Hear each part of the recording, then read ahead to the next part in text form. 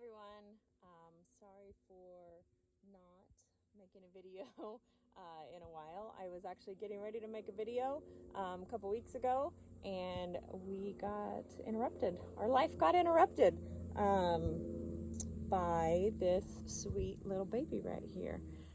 She is sacked right now. In case you didn't see on Facebook, Miss Olivia Lee decided to join us actually a little bit earlier than I expected. You know, the other babies have been about 39 weeks, 39 in a few days, and she decided to come at not even 38 weeks. So, needless to say, I was a little bit surprised. You would think that with baby number 4, I wouldn't be surprised and pretty much expect whatever. Yeah, so I wasn't prepared. I didn't have a bag packed. I didn't have anything done.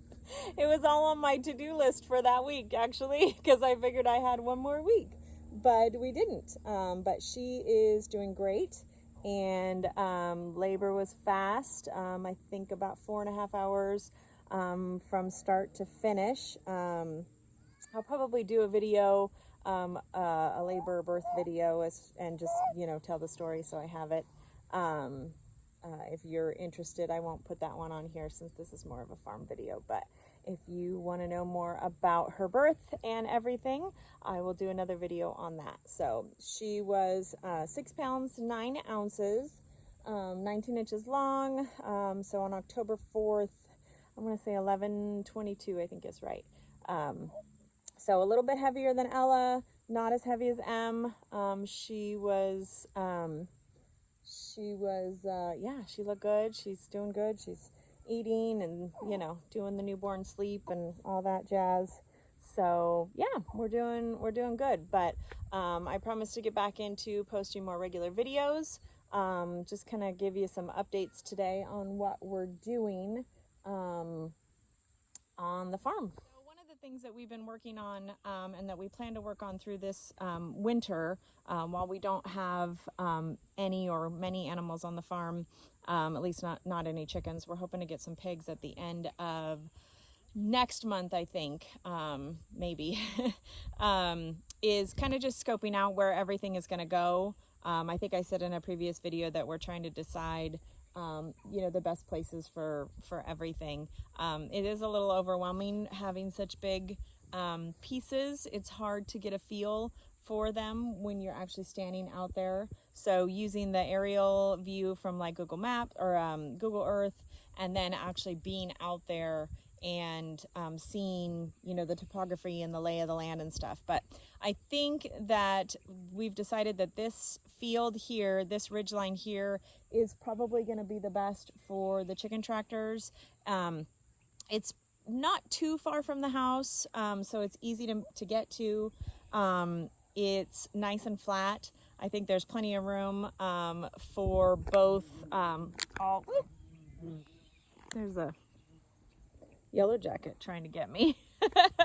I think there's plenty of room for all 6 across, leaving space in between for movement, and then to go all the way down. And, you know, with the amount of rain that we get here, you know, if we send them all the way down 60 days and then bring them back, almost 120-day rest in between the birds being on here, I think will be plenty of time to rest and plenty of time to give that grass time to grow in. It's probably going to end up being too much. We're going to have to clip in between, or at least put something out here. Maybe the goats can run behind them or something, or in front of them, you know, to clip that grass and make it ready for them. But I think this is the ridge line. The house and the other barn are right in front of me right now.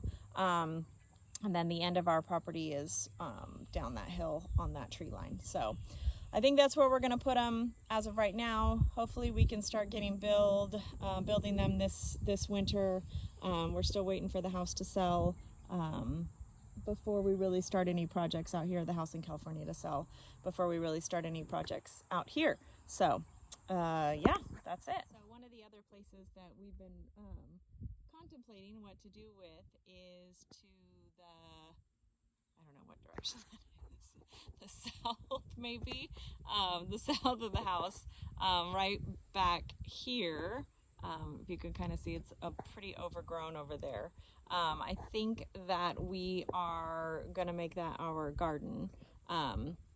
We've been wanting to plant a little bit more for ourselves, grow some more vegetables, and I think that that's the plan for that area. So what I'm hoping to do is when we get the pigs later next month is get them in that spot, fence them in, and just get them to to really take down that whole area and just prep it for us, and then we'll pull them off of there and put down some compost, kind of just check that soil and see what needs to be done to it.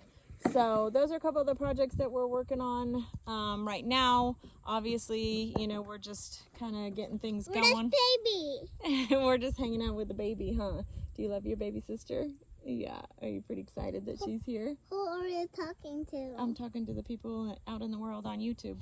Can you say hi? Hi. But yeah, I mean, we're just, there's not a lot to do right now until we get. I'm having fun with my legs. Okay, thank you. There's not a lot to do while we don't have animals. So, we're just working on some projects here. I've also got a couple of goats that I'm trying to get better.